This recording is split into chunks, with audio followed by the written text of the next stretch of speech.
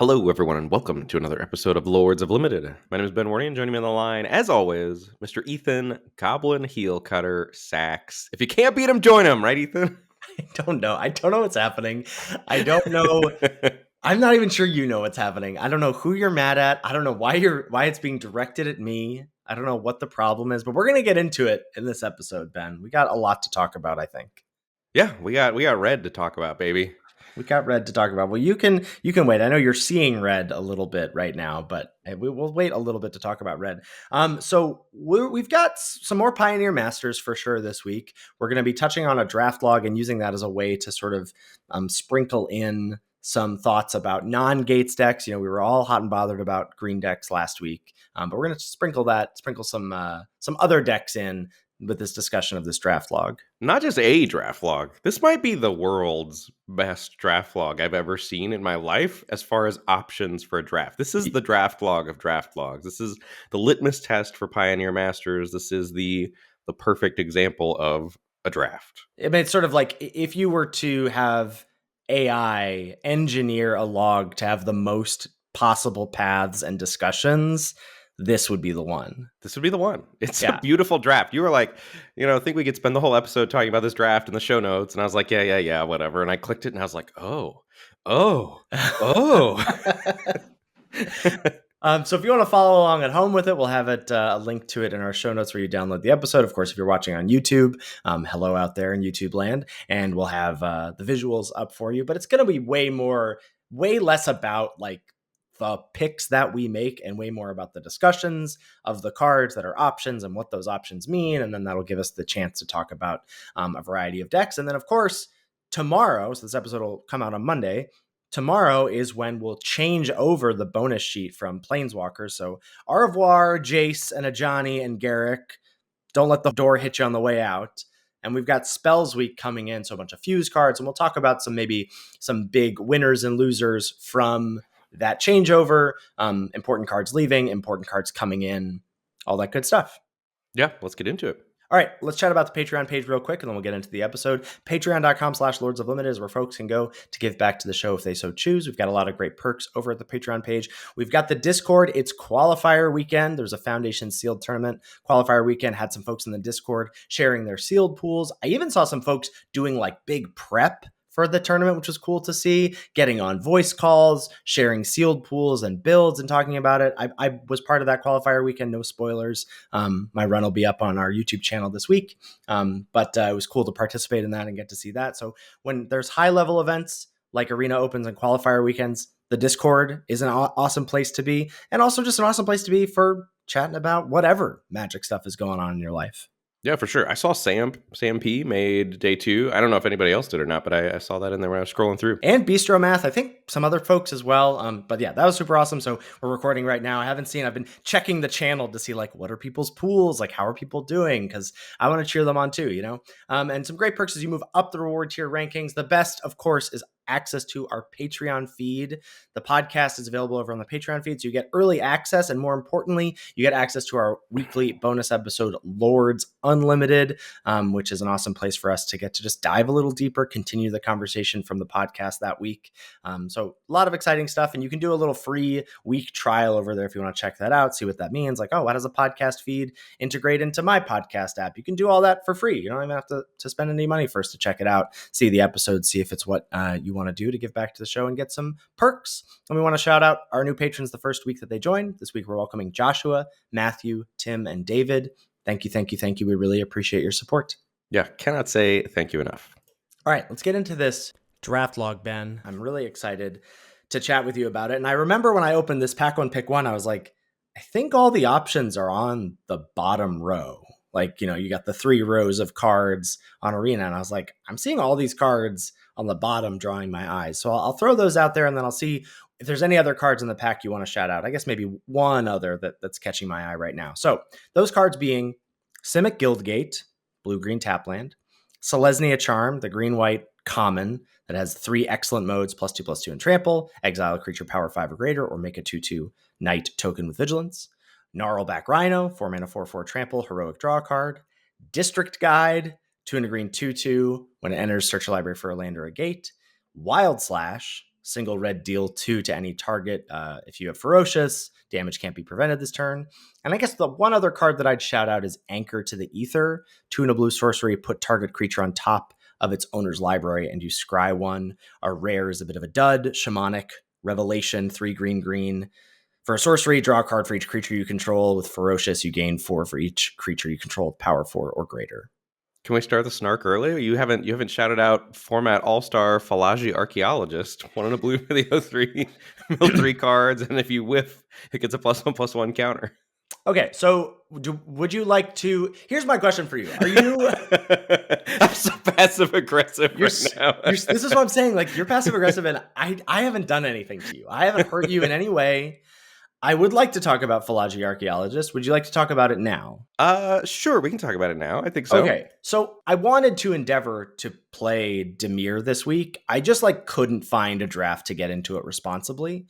I did one where I basically forced my way into it and got a bad deck, as often will happen in a format like this when you're forcing an archetype.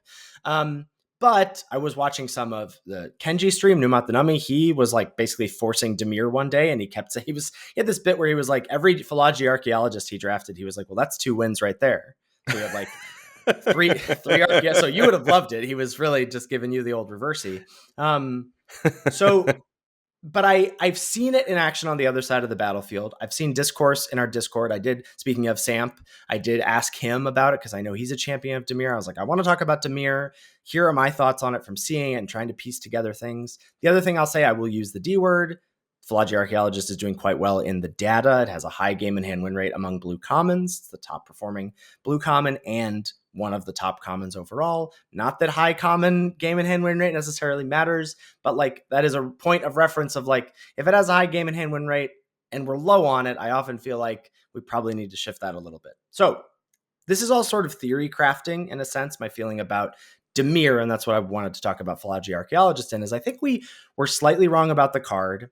And one of the things this is also in conjunction with Golgari, one of the things I want to walk back is our thoughts about MDFCs not mattering or stinking or whatever. And I think in Golgari specifically and Dimir with Falaji Archaeologists, the MDFC is giving you access to modal things that you can get back as lands. When you're Commune with the Gods, which usually can only find a creature or an enchantment, has the option to find an MDFC that can be a land drop for you to hit.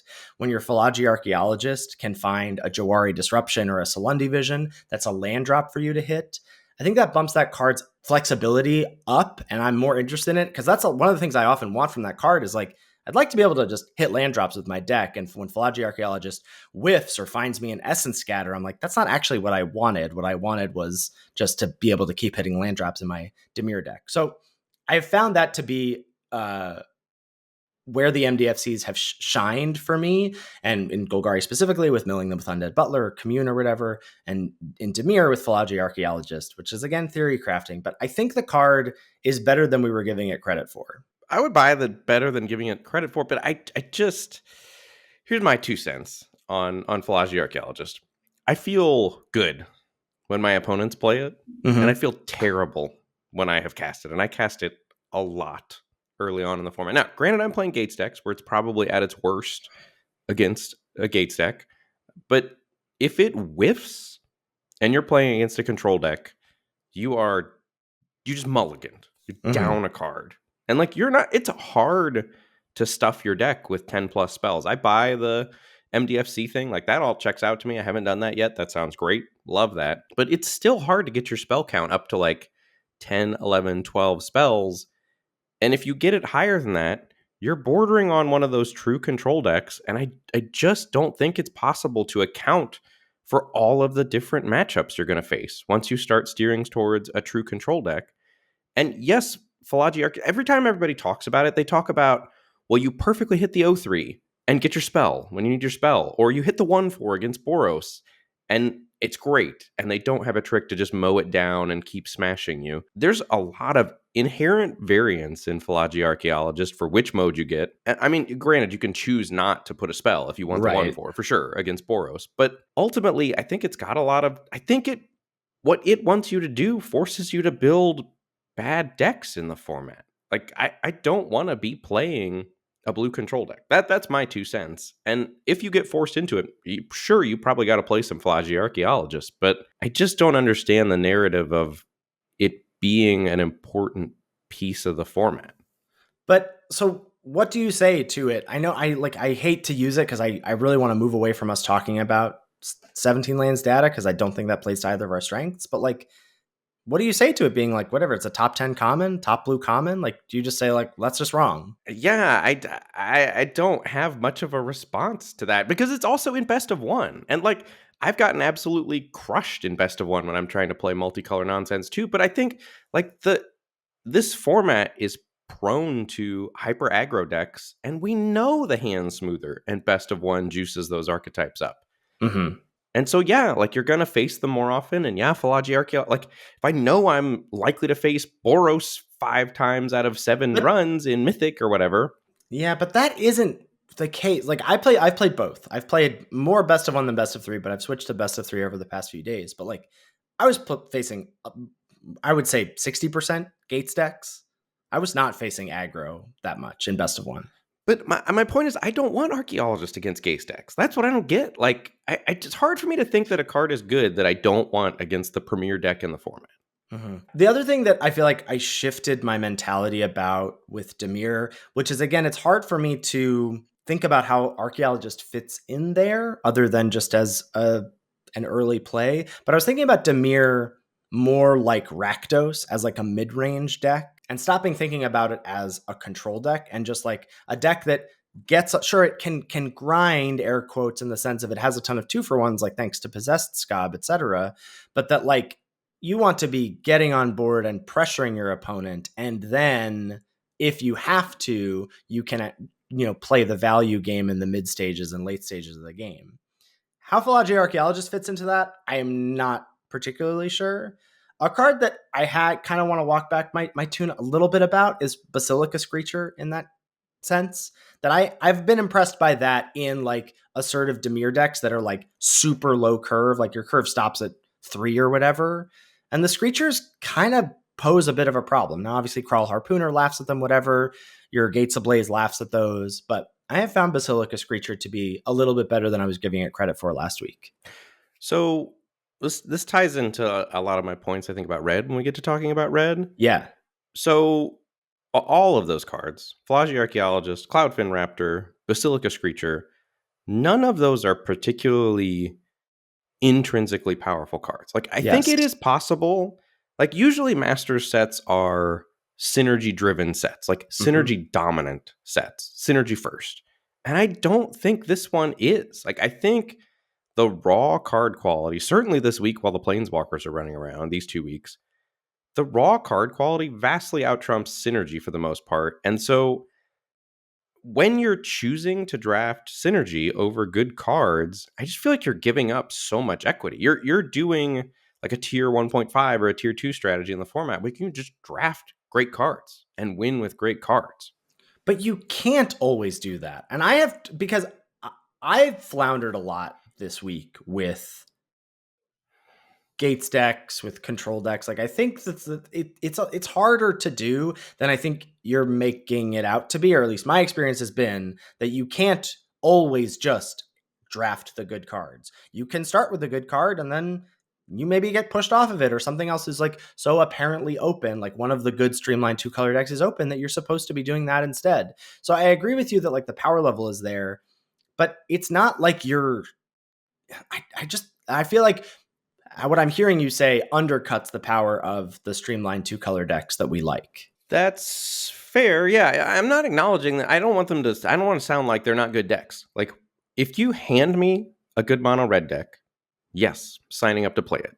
If you hand me, I don't know about this blue black deck you're talking about, like with Cloudfin Creatures and or Cloudfin Raptors and Basilica Creatures, but you hand me a streamlined, low curve, synergistic archetype, I will happily pilot it.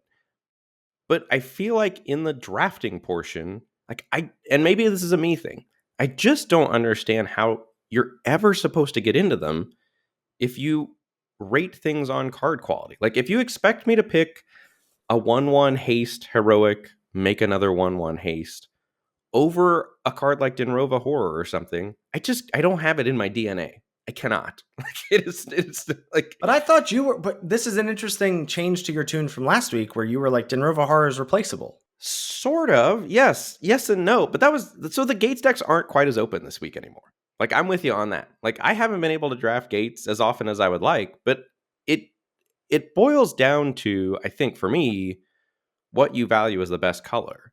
And I still Mhm. value green as the best color. Like, and I think common wisdom at this point, or 17 lands, would say that red's the best color, right? Like red, Mhm. white, red, black, top two performing archetypes. I haven't been on there, but I was listening to LR and I was listening to Cheon and Marshall talk about all the data and what it says and all that sort of stuff. But I don't subscribe to red being the best. So because I don't think red base is a very good base for the Gates deck. And I want to give myself a chance every draft to get into what I think the best deck in the format is. And so I still value green as the best color. And I think green in the drafts also has great off ramps. Like once you start down the mono red path, you're just like, fingers crossed, I hope nobody else is doing this and I get all the good red aggro cards. I don't think it's particularly forcible. Whereas if I start drafting Gates and Gates gets cut, like I can snap up some Gnarlback Rhinos and I can play green red. I can play green white if Selesnya is open. Like you give yourself a chance to get Gates decks and good ways to pivot out of it. Whereas I think if you start down some of these other streamlined decks, it's like trying to shoot the moon in hearts. If you get there, your deck is great, and if you don't, oh, you're just going to get mowed over by almost everything. Whereas with my draft strategy, I feel like I almost always end up with a good to very good deck. Yeah, my experience is different, and so I want to push back on a couple things. One is that I have done the thing where I'm like, oh, I'm just gonna get the good cards, and I'll take the setup for those good cards, and then the good cards don't come. So I think the reverse is true, and like maybe I missed an off ramp in those drafts, and I should have picked up on something. I don't know, but the thing about fingers crossed with red doesn't really ring true to me because I think unless there's like multiple other, and like we're talking like two or three other red aggro drafters at the table, I don't think you can get cut out. Like you have a point in the show notes about like it's risky because like you have to get like all the right pieces, but all the cards are the right pieces. Like there's a sort of heroic-y thing that a Crowan Crusader makes you want to do a little bit more than the rest of red. And so there's that as a piece of it. But then beyond that, like Goblin Heel Cutter, Gear Crafter, Rimrock Knight, those are all just like good aggressive cards. And I know they like your amazing Gates decks laugh in the No, face no, of no, those no. cards. I'm not saying I'm not saying I'm Gates all the time and Gates ablaze. I don't want to talk like I have a Gates deck that Gates ablaze every draft. That's not true. But if we're putting things on quadrant theory, like that's my approach to this format. Like I'm treating it much more like I want to pick the best card out of every pack. Mm-hmm. And it's like I just can't take a Rimrock Knight. I can't do it. Like Rimrock Knight is such a poor individual card compared to the average power level of individual cards in this format that it's so hard for me to get into that deck. Like when do you take the Rimrock Knight and over what?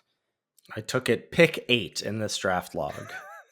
Sure, but you just at some point we'll get into the draft in a second, folks. Okay. We will get there, but I think this is a good healing conversation for Ethan and I. I'm glad you feel healed. I feel extremely triggered. Oh, do you? I'm sorry. But so, for example, like if you look at Green's commons, Mm-hmm. I'm taking District Guide over Rimrock Knight. I'm taking Gnarlback Rhino. I'm taking Sure. Voyaging Satyr. Like there's a list of 5 or 6 green commons I'm taking ahead of Rimrock Knight or ahead of Goblin Heel Cutter is great.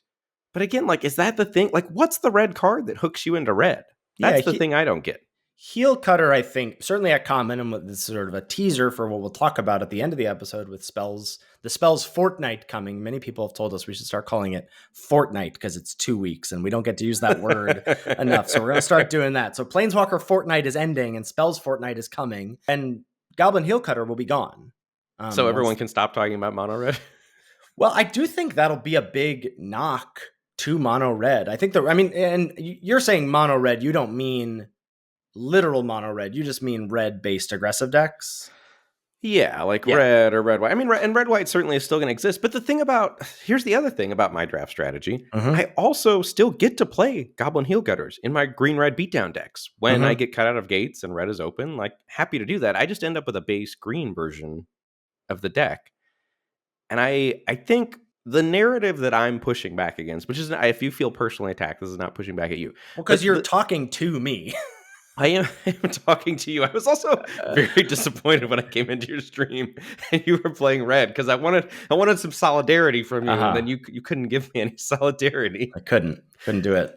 Uh, but the narrative I want to push back against is that red's the best. I just don't think so, and I hate the feeling of arguing against not only people whose opinion I respect, but then those people just get to hold up the data and say like red's the Yes. best. Like, and I feel like I'm an old man yelling at clouds saying, I don't know, there might be another option out here. And I'm pretty sure I'm right for me. There's also probably multiple ways to approach the format, Mm-hmm. but I think mine is one of the highest reward, least risk ways to approach it.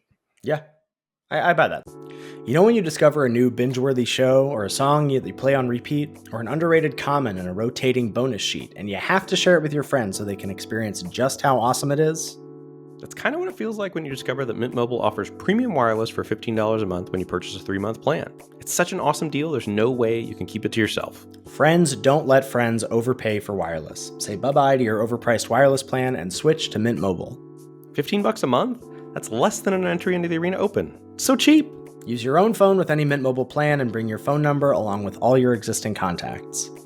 All plans come with high-speed data and unlimited talk and text delivered on the nation's largest 5G network. To get this new customer offer and your new 3-month unlimited wireless plan for just $15 a month, go to mintmobile.com/LOL. That's mintmobile.com/LOL. Cut your wireless bill to $15 a month at mintmobile.com/LOL.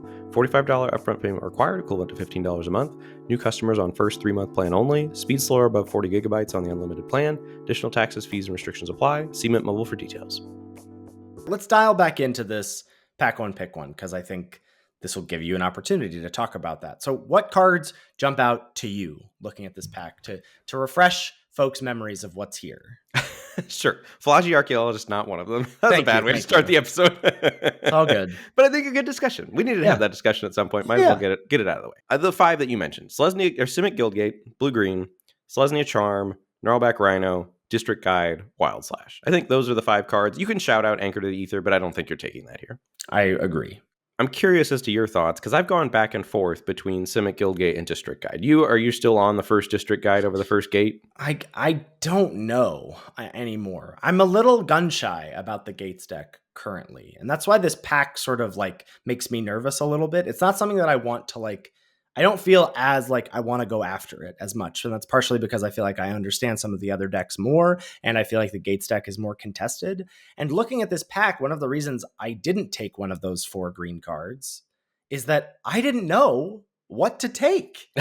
That's fair. Yeah. District Guide, Gnarlback Rhino, Selesnya Charm, and a Green Gate are all very close in my pack one, pick one power rankings. I agree. Yes, they're all very close. And Wild Slash, which is what I did select, is not only a card that I think lets me get into red potentially, but is also a card I really want in my Gates decks because I get to go Gruul Guildgate on 1, Guildgate on 2, and Wild Slash your 2-drop, which is very important too. Yes. So yeah, I didn't know. So I guess, but that's a cop-out answer. What am I taking if I have to take one of these 4 cards? I almost want to take Selesnya Charm. You've sort of talked me into it, like because if I'm thinking about ceilings of cards, Selesnya Charm is the highest ceiling. Like if it makes it into my deck, that's the card I want the most because it's so flexible. I agree, but you don't have to pick it quite that highly, and you don't have to take any of these 4 cards this highly. Gates, you do. Sometimes, if you want to send the message, sometimes, sure. I think for me, I've tried the District Guide over Gate thing. I really don't want more than 2 District Guides. Yeah, and if green's open, you end up like it's not that hard to get District Guides if green is open. So I think I would start with Simic Guildgate here, and then just hope one of those 3 green cards is going to wheel. Sure, one of them is going to wheel, but also I'm not into like taking 7 gates in a row anymore. Like I'm much quicker to get off the Gates deck. That's good to know. Yeah, that's how I feel too. Or maybe that's been my issue. Like I feel like I've had drafts where like I go like Gatebreaker Ram 1 or the what's it called? The 4/3 trample rare that makes your other 4 power things 2 mana cheaper. I forget what it's called, but like start with that and then go like green gate, green gate, green gate. And I'm like, okay, I guess this is what I'm doing. And then just like my deck doesn't work at the Talking end of the about draft. Goreclaw, Terror of Yeah, yeah, yeah. Calcisma. Yeah, that's not a Yes. Gates card though. So, but the other thing I want to say about like being quicker to jump off the Gates deck is if you still start with a couple Gates, like let's say I Mm-hmm. take Simic Guildgate, then I take like Magical Christmas Land, take a Gruul Guildgate, and then I'm like, Mm-hmm. not seeing great cards. There's some Gates missing. I'm off it. But then pack two, I just randomly open Gates Ablaze. I've Mm-hmm. already got 2 gates and I can take it and get back in. Or I open like Gates Ablaze and get past. Like there's times I've started, been like, no thanks, been off it. But the fact that you took 2 or 3 gates early lets you get an on ramp to get back in once you do randomly open them or get past them. But so I guess I'm just not like I mean maybe it's being gun shy or whatever. Maybe it's building decks incorrectly.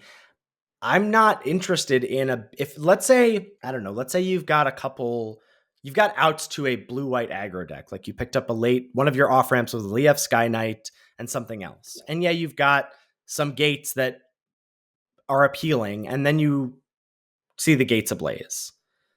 I don't want to take Gates Ablaze in that spot. I would rather just keep drafting the blue white deck that seemed like it was open and give up on the raw card quality, air quotes, of Gates Ablaze plus Gates plus play good stuff because I feel like it's more reliable that I'm going to get a good blue white deck than this pack 2 pick 1 Gates Ablaze is any indicator that something good is going to happen in this draft for me. Okay, so in this hypothetical scenario, are you deep into green? Yeah, I guess let's replace Lief Sky Knight with I don't know a late Selesnya Charm, and I've got Gnarlback Rhino. Like, and I'm pushing into, but more green white aggressive, green white beats mid range whatever than I am Gates. There's a little bit of tension there for me about taking Gates Ablaze because like those aren't necessarily going down the same path, and you're going to have to start to make different decisions. Whereas if there's just a card that slots into that streamlined 2 color deck, I'm more interested in that, I think. That's fair, but I've also done what you're talking about, like played green white with 8 gates because I had 2 Gatebreaker Rams, like, and it was a Yeah. Selesnya down deck with two, but I was able to play the Gatebreaker Rams because I had 4 gates, then Mm-hmm. saw them, took them, and then picked up. Now, granted, I was lucky that all my gates touched green and white and all that Mm-hmm. other sort of stuff, but I think I'm cooler on. I'm not into to sum this up to wrap this up for the folks. I'm not into taking 7 gates in a row and fingers crossed anymore, but Yeah. I am into 2 or 3 early to leave myself the option later in the draft.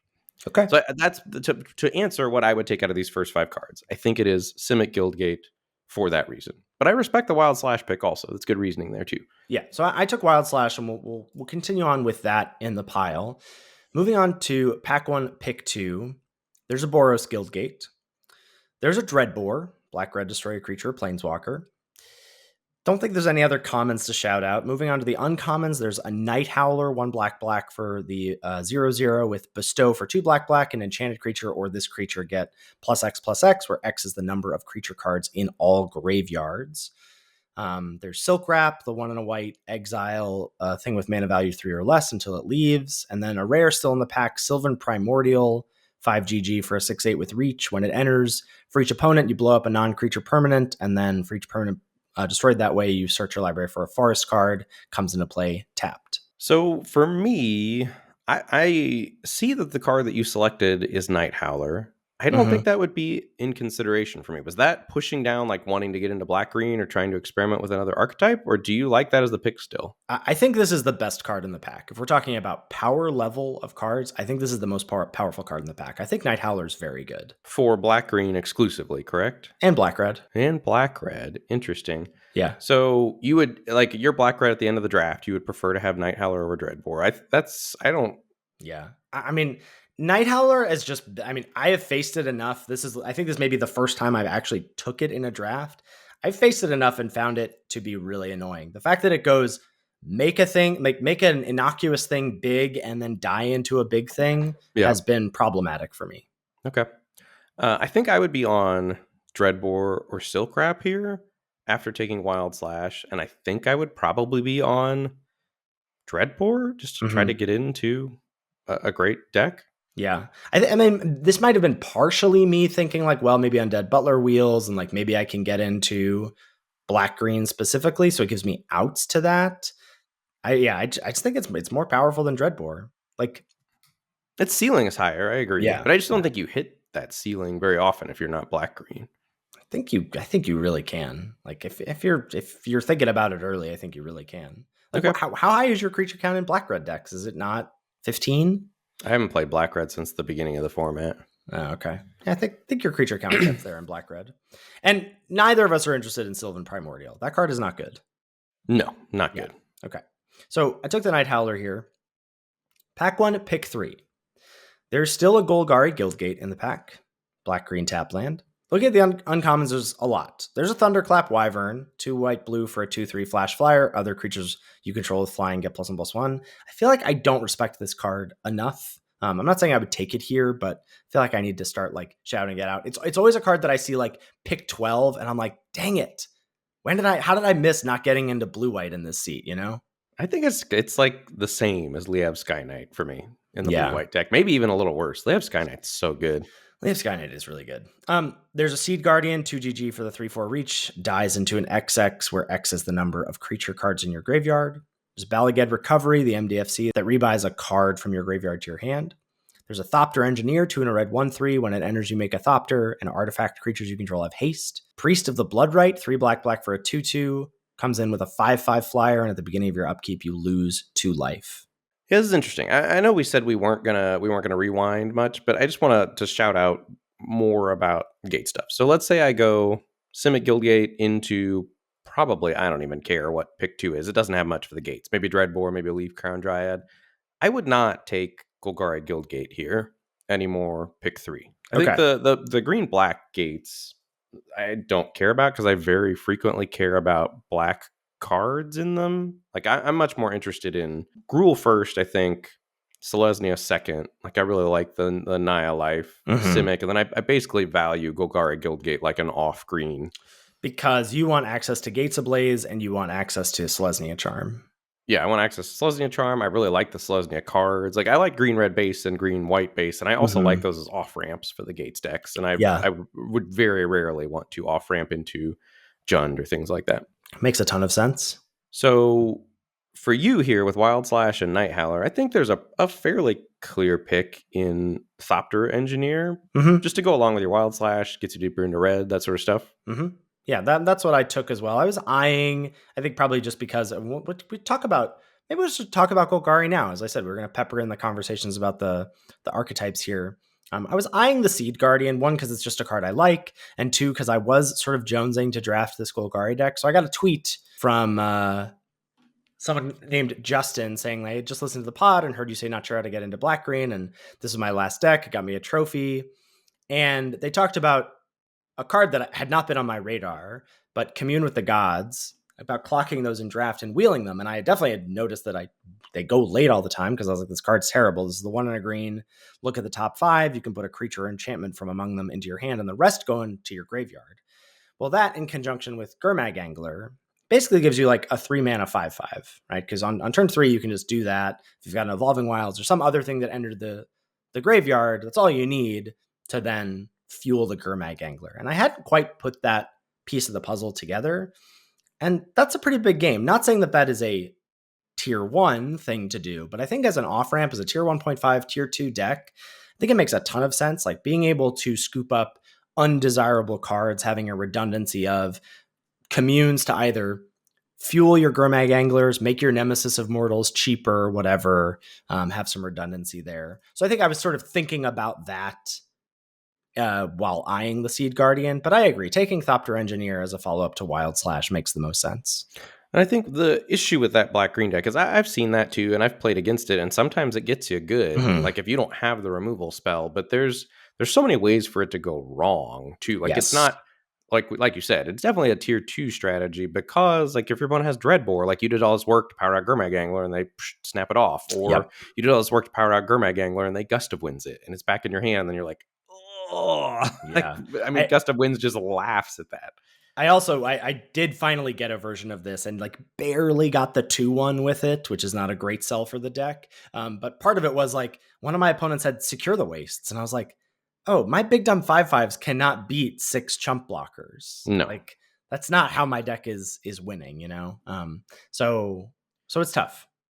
But I do think once you get out the Chonky Donkers, decks like that really want Rogue's Passage. Rogue's Passage is a card Yeah, that I love in this format. it's a really good shout. I like that. Okay, so an easy Thopter Engineer for me. What would you take here? If you like, if we can keep doing this sort of divergent path, let's say you go Simic Let's Gates. do it at the end so people don't have to keep track of it. Okay. I think that'll be easier. So we've got Wild Slash, we've got Night Howler, we've got Thopter Engineer. Talk to me about this next pack. Pack 1, pick 4. Boros Guildgate.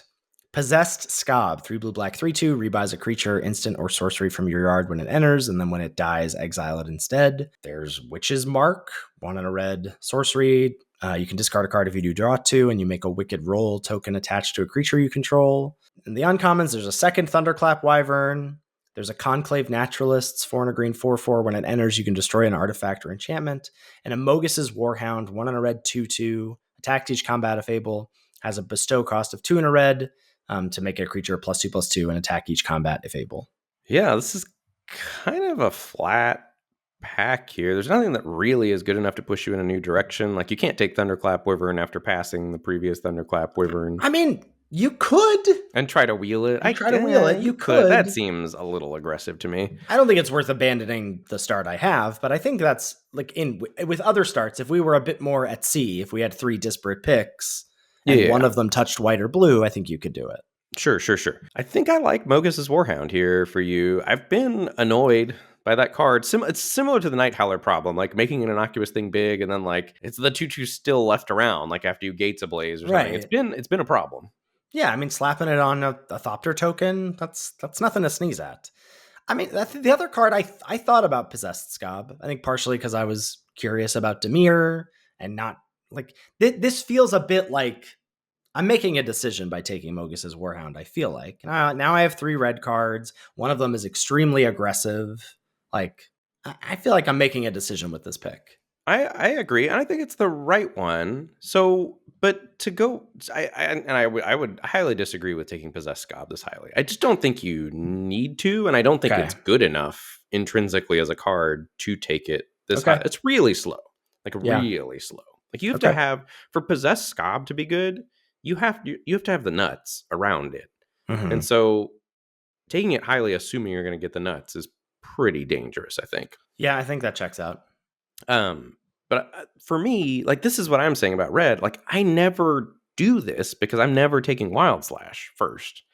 And of the red cards, like Wild Slash is probably the one that I would get into red with. I just don't see it. I mean, I guess you're saying like, you don't here. see Here it. I do because we took Wild Slash first. Like once you take Wild Slash first, I can follow the train. I just never take Wild Slash first. Right. But you see, like you don't think like I mean, my reasoning for Wild Slash is good in Gates, and I don't know which of these 4 cards to take. Pack 1, pick 1. Like that all checks out for you, right? Yes. Everything checks out for me. I don't think it's crazy to take Wild Slash there. You could even convince me that it's right. Yeah. I just don't. I value this. I value the Simic Guildgate higher. Like if that's Golgari Guildgate, but that's the problem. I like green so much. That I value District Guide, Gnarlback Rhino, probably not Voyaging Satyr, but there's a handful of green cards I value above Wild Slash because I want to get into green so much. So I'll just quickly shout how the rest of these first 8 picks went, and then maybe you can take us through a potential alternate route. Sure. So pack 1, pick 5. There's no red card that I like to follow up, but I took Imposing Sovereign, 1 and a white 2/1. Creatures your opponents control enter tapped. That card is so annoying. I hate that card so much. That card is so annoying. I agree. And not good at attacking, but like you would just play an enchantment that was 1 and a white. Your opponent's creatures enter tapped. Right. Well, but then it's just a random body that can wear auras or bestow stuff. Like it's just so good. And like I said, we just made the decision to be red, to be aggressive, and Imposing Sovereign is excellent in that department. Pick 6, get a Goblin Heel Cutter, which I do think is far and away the best card in the pack. And that makes me feel really good about like, it's so interesting because I feel like it's pick 6, it's in a color that I'm deep in, and it's my best card right now. Like, it's my best card of the 4 red cards that I have, I think. For sure. Yeah. But so, and but just one more thing Yeah, about yeah, red. yeah. One more thing about red. The other thing I don't like about drafting red, like once we took Mogus's Warhound, basically, I feel like you're giving up a lot of your draft skill. Like I don't think drafting the red aggro decks lets you leverage agency in the draft that much. But why do I need to leverage agency if it's open and being If it's passed open to and it's me? good. Sure, sure, sure, sure, Yeah. sure. Yeah. But what about when this pack doesn't have like what do you do when this pack doesn't have Goblin Heel Cutter? It So doesn't I matter don't think because the we've rest of the cards stink. Like, that's not a good argument. This like, I take, what do you take? You take Is It Guildgate? You take Pilgrim's Eye. You don't care about any of these cards, so who cares? but the broader point for me is Uh-huh. there's no off ramp. Like, what's the off ramp? If you're here at this point and you start getting cut, I need to hear what your path is. Tell me what your first 5 picks are. okay. And So and then I'll tell you, and then I get to make the same case for you. sure. Pack 1, pick 1. I would take Simic Guildgate. Uh-huh. Pack 1, pick 2. I think I would take probably Dreadbore and be really unhappy about it. Okay. Actually, that's not true. I think I would take Silk Wrap. Okay. So I would go Simic Guildgate, Silk Wrap. Then I would take Seed Guardian. And then I would take Conclave Naturalists, pick 4. Mm-hmm. And then I would take probably Boros Guildgate and again be very unhappy about it. Mm-hmm. And then here I would take Is It Guildgate and be quite happy about it. I think that is bad. I think not taking Goblin Heel Cutter with your spot is bad. Like, you have 2, like, you can be Gruul. I can, but neither Naturalist nor Seed Guardian is great in Gruul. If Seed Guardian were a Gnarlback Rhino, I would take Goblin Heel Cutter over Is It Guildgate. But you're doing the same thing. You have no off ramp now either. What's your off ramp? You have a pile of garbage, and you're hoping you're gonna open intrinsically powerful cards. And and God bless you. I hope you do. But I don't need to do that because I know I'm gonna open a Rimrock Knight, and that's what I want. And so, like, I don't need an off ramp. The packs are full of garbage cards for me to take that I will happily put in my red deck. You don't get that luxury. You have to take garbage here, and then you have to hope that pack 2, pick 1 delivers for you. I just don't think so. I don't feel like I feel like my start has so many ways to go right, and yours has one way to go right, which is take red cards. And it's already happening. It's going right. This is a good, like, taking Goblin Heel Cutter pick 6 here is just great. I agree. It's a dream that Goblin Heel Cutter's here pick 6. Yeah, but I'm saying, like, replace it with Rimrock Knight. I don't feel as happy, but I'm still happy. Wild Slash, Warhound, Thopter Engineer, Rimrock Knight. I'm good. It's the start to a deck. Yes, I guess that's the thing. Like I view maybe that's why I feel so alone. I don't feel the format as that, like where you're trying to piece together a deck from the very beginning. Like I see it much more like Cube, where I'm like, if you watch an LSB Cube video, he's got 5 lands and a Dark Ritual and a Black Lotus at the end of his first 7 picks. Like that's the spot I feel like I'm in here after the first 7 picks. Like I'm drafting it much more like Cube, and I don't want to draft mono red in Cube. Yeah. I hear what you're saying. I think we can put the draft log to bed for now. I did say, I was like, I think we could devote the entire episode to this, and we still could, but we've got some other things we want to touch on. I think this is really informative. So this draft, I did end up, I took a Dragon Mantle next, Rimrock Knight pick 8, had outs to be a second color, but then ended up just actually being full on mono red at the end of it, just feeling like that was where I was going to be at my best, partially because I had triple Dragon Mantle, and I just think Dragon Mantle, if you have 16 red sources in your deck, is going to be the best. And the deck did well. 3-0-6-0'd. In best of 3, can you believe it? No hand smoother necessary. This is a fierce looking deck. I just do you want to? We should put it to bed. I was just going to talk about Monastery Swiftspear. What's the problem with Monastery Swiftspear? I think doing doing work to make Monastery Swiftspear the size of a normal Magic card is not particularly where I want to be in the format. This is a good deck. A great deck. Why are Yes. you Very mad? good deck. What is up? Like, why can't you be like, cool? This is what I am having a hard time with is that like you're not seeing this and going like, cool. I'd like to try and draft a deck like this.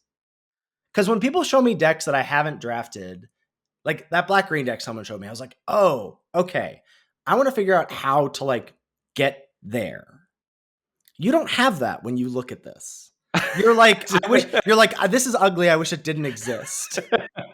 Stop showing this to me. And that I don't understand as like a Magic player, but also as a podcaster. Like, what are we? Like I said to you this week, I was like, we can't get on the mic and be like, gates are great, take two. I agree, and I have drafted a lot of non-Gates decks this week. It's just been like green red and green white because I ramp out of green. Uh-huh. I guess that is the overarching reason that this is so repulsive to me. It's not repulsive, to be clear. Like that's hyperbole, but you like when you sign up to do this, you're blocking out every other option in the draft. It's like drafting mono red and cube, which feels wrong to me. And that's not an option that people shouldn't love and do, but could you imagine? Here's how I feel about it. This is how I feel. I feel like replace Pioneer with Vintage Cube and Data. And Data says that what's some card that goes in mono red that's not a good Magic card? All I can think of is Ragavan, but that's just a great card. Like, Goblin Guide. Sure, but Goblin Guide's not even in the Vintage Cube anymore. But imagine the Data saying the Goblin Guide has like a 70% win rate, and everyone being like, "Well, Goblin Guide is great; it's got a 70% win rate." You should, or that like a better example is Mono White. Cut. What? No. It's just like, hear me out. The Mono White has a great win rate in Vintage Cube, right? Like, I don't want to draft Mono White in Vintage Cube every time. You don't have to draft it every time, but like when you're weak, like when you get a pick 6 Goblin Heel Cutter and you've got a weak start and you're already in like touching that color. Like I'm just saying, like this is when you should draft red. This is a great seat to draft red in. And I think not taking Goblin Heel Cutter pick 6 regardless of your start is a mistake. That I feel pretty strongly about. And it doesn't matter because Goblin Heel Cutter will be gone tomorrow. But and I don't feel that strongly about any other red common. Like replace it with Rimrock Knight, like I said, then whatever. Take yours at Guildgate, fine. How much is getting cut out of the episode? All of it? Depends.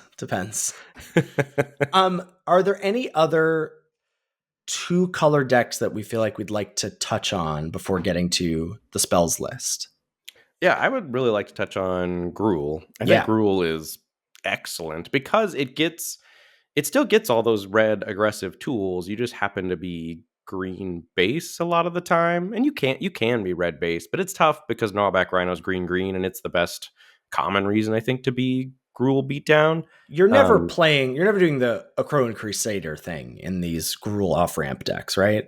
Correct. No, it's much more like you play some McKindy Slide Runners, which, I mean, I'm not happy about, but I've played a lot of McKindy Slide Runners this week, which is the 1 in red 2/1 trample that attacks as a 3/2 if you've got land drops coming. Trample's good. Trample's good. So basically, it's Gnawback Rhinos, Savage Punches. You get Fall the Hammer from red, the 1 in red instant, to trigger your Gnawback Rhinos to fight or deal damage equal to their power, not a fight. And I think the biggest reason to off-ramp into it is Gorklan Rampager. That's the 2 red-green 4/4 trample that's got Blood Rush for red-green to give something +4/+4 in trample. That card's great. You also get to play Goblin Heel Cutter, which is excellent in Gruul Beatdown. You also pick up Heartpiercer Manticore to just like randomly throw your 4/4s or your 5/5s at your opponent's face. Plays Rogue's Passage quite happily. It's very easy to do damage in large chunks quickly and or close out the game after your opponent thinks they've stabilized thanks to Heartpiercer Manticore and Rogue's Passage. You're naming a lot of 4-drops. What is existing earlier on the curve? McKindy Slide Runners, the 2/2 reach, Leaf Crown Dryad, I've come around on a little bit. It's fine. It's not great, but you'll play it as a 2. Really like Voyaging Satyr to ramp you to your 4s. It is 4-drop tribal. Like I usually have 7 or 8 4-drops in my Gruul Beatdown decks. Yeah, and some of them sounds like they're modal, like Gorklan Rampager can be a trick. Heel Cutter can come out on 3. Okay, interesting. And what about Selesnya? I think it's a similar game plan to Gruul, another off ramp from the Gates decks if you start heavy green and Gates is cut. But it's basically just play the Selesnya cards. It's you get Selesnya charms, you get Loxodon Smiters instead of the Gore Clan Rampagers. But a 3-mana 4/4 is awesome, especially in tandem with Selesnya charms. Your opponents are just getting beaten down. It's just Selesnya beatdown, like straight Selesnya. All right, let's chat about spells. All right, So let's do it. the bonus sheet is shifting. You can find on the internet what cards are leaving, what cards are coming in if you care, but we're going to highlight the ones that we think are most important here. So I put 4 cards on this list that I think are the most important ones leaving. I think the chief among them we've already alluded to. Goblin Heel Cutter is out. Thopter Engineer, that's also out. 2 in a red, 1/3 that makes a 1/1 Thopter. And then 2 pieces of interaction with Awaken, Clutch of Currents, the single blue bounce spell, and Ruinous Path, the 1 black, destroy a creature or planeswalker. Those are the 4 cards that jumped out to me, that among the commons or uncommons, that seemed to matter leaving. I agree. Well, also, all of the planeswalkers leaving is going to make the multicolor soup decks a little bit worse. Although those weren't great there because oftentimes you weren't great at protecting them. Mm-hmm. But just the overall power level of the format is going to go down, I think, after this week is worth noting as well. I agree with that. Yeah, I think that's definitely true. So of those, Goblin Heel Cutter, I think, is the biggest blow leaving. I mean, it's going to hurt mono red or red white or just red aggro decks losing Heel Cutter. Because there's nothing coming in, as far as I can tell, that's of that power level replacing it. So I do think red aggressive decks are going to get worse in the next 2 weeks. You'd love to see it. Ben saying, how could they get any worse than they already are? The next, I think, most important one leaving is Clutch of Currents. Clutch is really good just as if you're getting card advantage, you don't mind spending it to stay alive, but also in blue-white, having that to tempo your opponents out. Clutch has been very impressive, and I think Gust of Wind is going to do even more lifting and be an even higher pick with Clutch of Currents rotating out. Yeah, I buy that for sure. So let's chat about cards that we're excited to see coming in, either as powerful things or potentially just the cards we've got our eyes on. First up is Bile Blight. This is black for an instant. Target creature and all other creatures with the same name as that creature get -3/-3 until end of turn. It's a fine card. Is there anything specific that it hoses? In terms of like multiple tokens? No, I don't think so. Just think it's a good removal spell coming in. And I guess potentially has some, I don't even know if it has blowout potential. Maybe does that even make red worse because now the Akroan Crusader tokens get got? No. No, not really. Next up is Reprisal. 1 and a white for an instant. Destroy target creature with power 4 or greater. It can't be regenerated. Do you think you're going to main deck this card? I think so. That's like, I mean, I guess it's just worse than Selesnya Charm, like by a lot. By a lot. And even Selesnya Charm has been awkward at times when I've played with Selesnya Charm as much as I have. Like, the only decks this are going to be good against are the green decks. It's not going to be great, I guess. Like, maybe sometimes you go tall enough, but it's really embarrassing against blue-white. I don't know that you can main deck this card. Maybe you don't main deck it. Maybe you're right. It is really efficient if you hit, though. Yeah. Like spending 2, usually cards like this cost 4 or whatever. Spending 2 mana to trade with your opponent's 4 power or greater thing is pretty big swing. Yeah. Maybe I just am always like trying to kill the Gnarlback Rhinos, but maybe Reprisal doesn't get there. This next card, I am psyched about being in the format. This is going to be a game changer, I think. This is blue for a sorcery is Tome Scour. Target player puts the top 5 cards of his or her library into his or her graveyard. It's going to be at uncommon in the format. Yeah, but like uncommon's the new common, 40's the new 30, like this is just gonna end games. Like I feel like you're thinking about this, you're milling your opponent, right? Oh yeah, you're milling your opponent. Like this and some return centaurs, like this is gonna embarrass some Gates decks. Like absolutely embarrass some Gates decks. Can I sell you on Philology Archaeologist now? Finding Tome Scours? Finding Tome Scours? I do think for what it's worth, I do expect Philology Archaeologists to get a lot better the next 2 weeks. I anticipate being more excited about Philology Archaeologists over the next 2 weeks. Yeah, I mean, specifically because of Tome Scour coming in and how I think the format's going to shift. But maybe that's just me like having eyes for Tome Scour. No, I mean, I'm sort of, and maybe we're both just lost in the sauce a little bit. But I put this on this list and I was like, Ben's going to tell me I'm crazy, but like, I've decked or come close to decking with a lot of different decks in the format. And so unless you're hyper aggro, I just think like Tome Scour twice kind of kills you. Like how many times did you just lose to one activation of Jace Memory Adept in Right. the past 2 weeks? Like Right. Tome Scour is gonna be big, and there's gonna be some drafts where like multiples are open and you're the only person who wants them. So like it's just gonna be like we're gonna see deck people be like, I got 5 Scours and I just easy turbo 7-0'd this league or whatever. Well, but it's going to be so bad against aggro that I don't know that's going to be the case. I view it more as a But very that's where powerful. Archaeologist is at its best, That baby. is where archaeologists at its best, baby.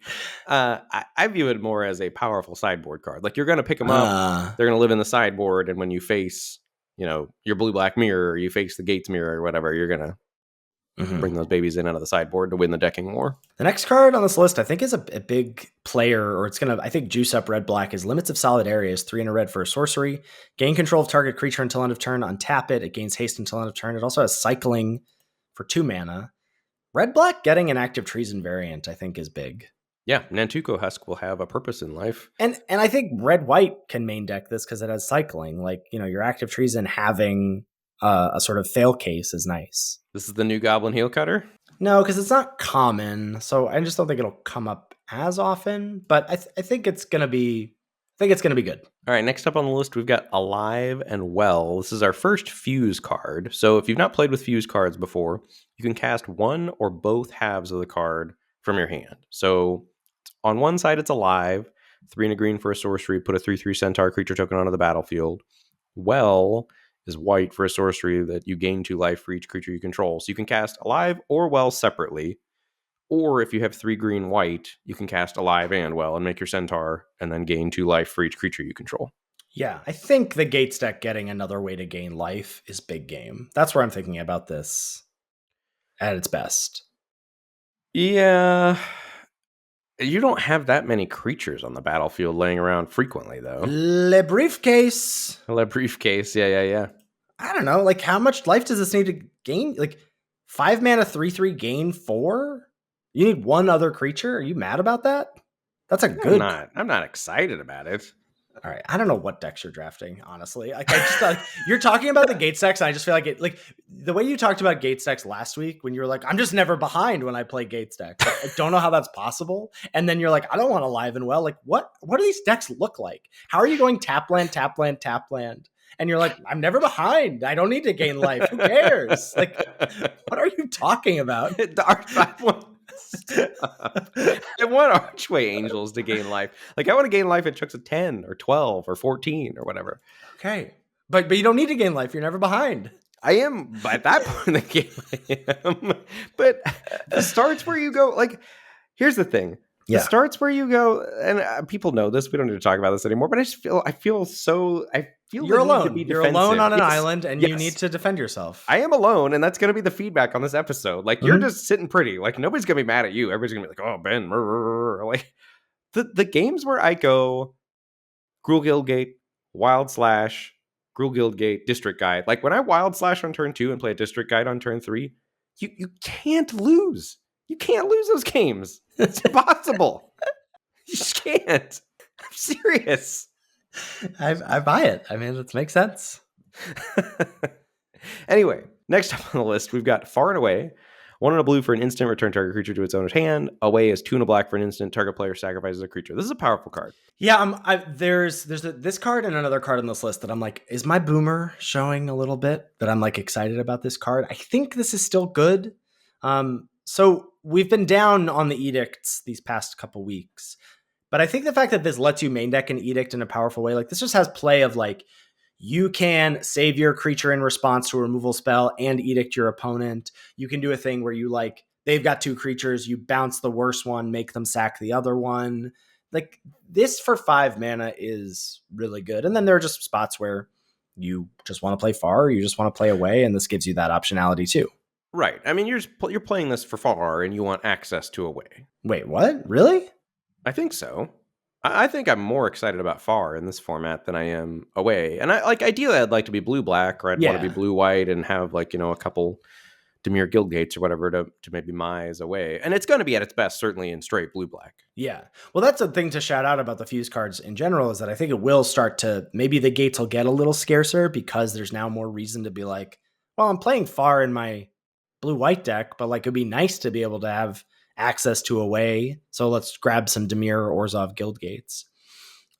Next on this list, I only have eyes for one half, but it's Armed and Dangerous. Armed is 1 and a red for a sorcery. Target creature gets +1/+1 and gains double strike until end of turn. Dangerous is 3 and a green for a sorcery. All creatures able to block target creature this turn do so. Which side do you have eyes for?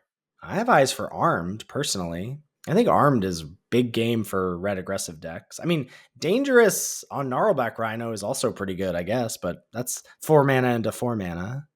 Yeah, but Armed being a sorcery hurts it a lot, right?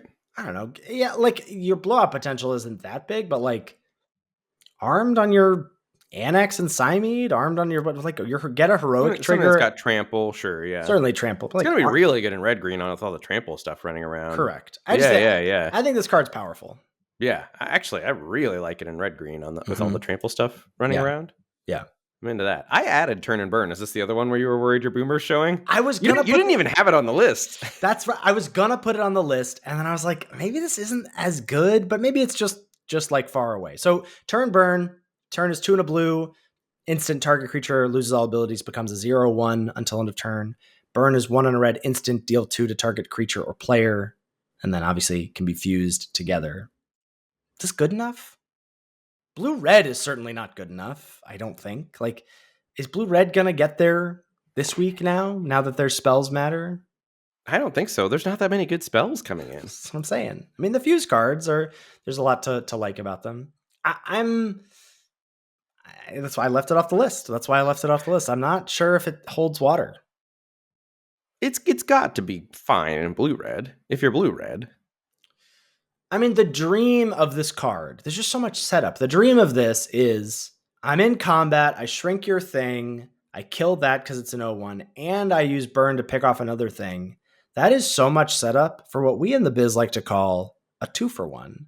And those are not hard to come by in this format. This is also going to be excellent in gates. Like, you're going to be happy to play burn early, and then when you do stabilize and get the turn burn blowout, like, it's going to be good there. Yeah, I could see it in gates for sure. The optionality is nice. I don't know. It's the card I'm the least amped about. Like, I like far and away quite a bit more than turn and burn. But if you even look at the rares that are coming in, like, there are some banger rares, but certainly less banger rares than there were on the Planeswalkers sheet. For sure. Yeah. Yeah. So you just think that, the power level is going to go, well, if power level is going down, the synergy decks are going to go up. Going up. I agree. But the overarching issue is that, I mean, I hate to sound like a broken record here, but the most powerful cards in the format are Gatebreaker Ram, Gates Ablaze. Yep. Like, those are the best things to do, and cycling through those with a Possessed Scob, whatever. Yeah, and I think those are still going to be there, and they're uncommon. They're going to be there, and they're going to be better this week, I think. Maybe if the red decks, if the red aggro decks get worse.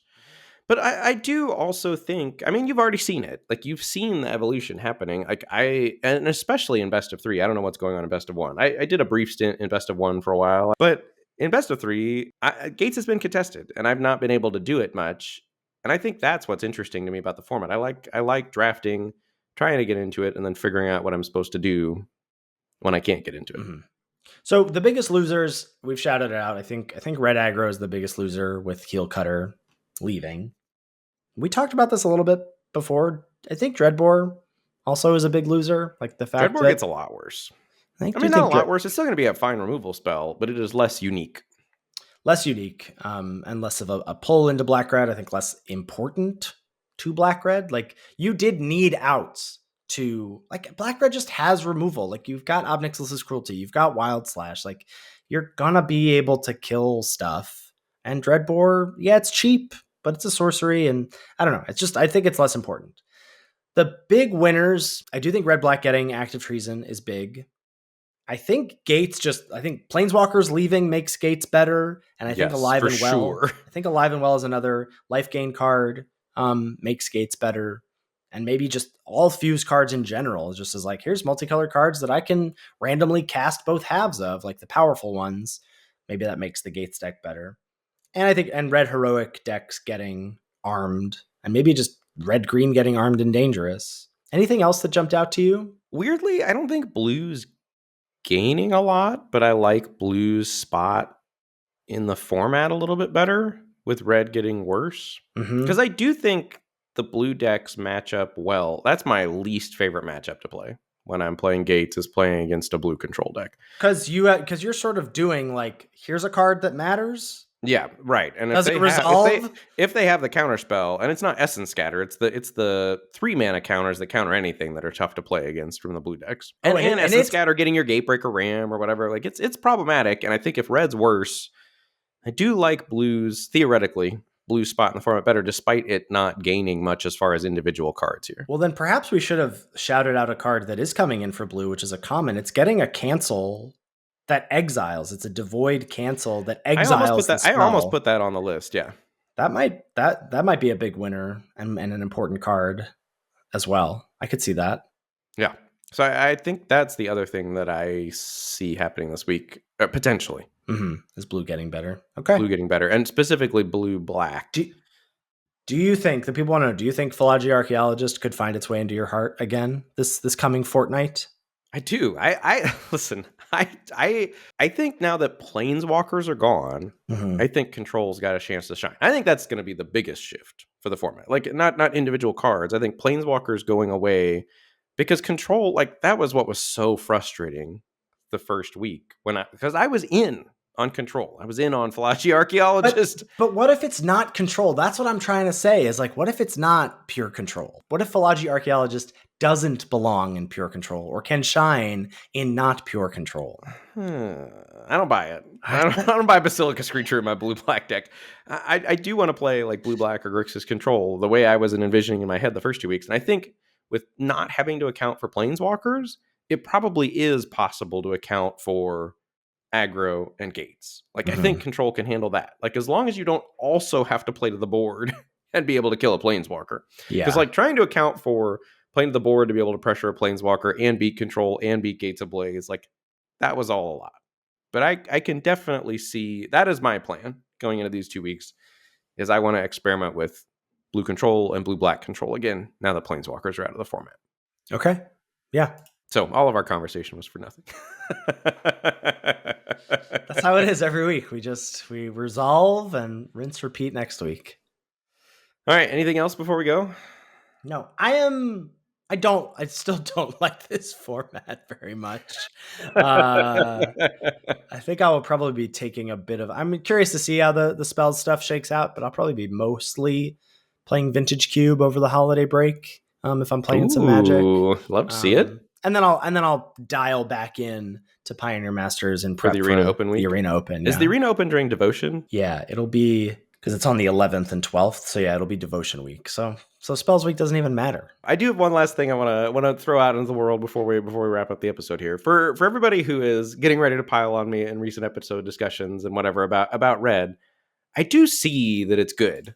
Like, just from how I'm valuing the cards in the format, it's very difficult for me to get into the deck. And I think I would personally be giving up equity trying to get into Red and or be grumpy about doing it. I like how I'm drafting the format and I'm comfortable with it. And I think people who are drafting Red and are enjoying drafting Red and winning with Red, like, don't let me yuck your yum. And I would just also like to have my yum as well. Maybe I'll make it, or someone out there who's better at graphic design can make it. I need to do like a meme template of I need a bunch of like red cards or a bunch of 17 lands data.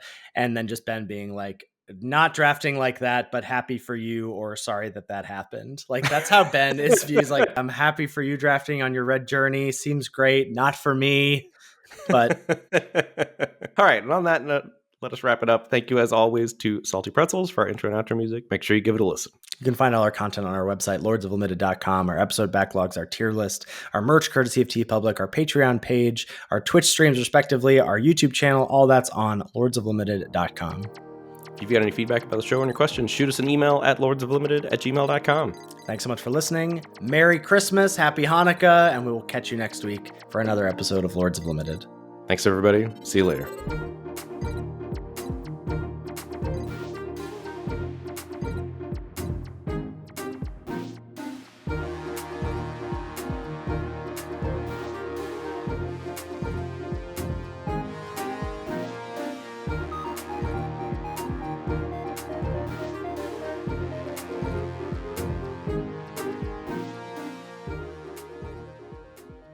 That's gonna make more people mad at me. Got that. Got that. Got that.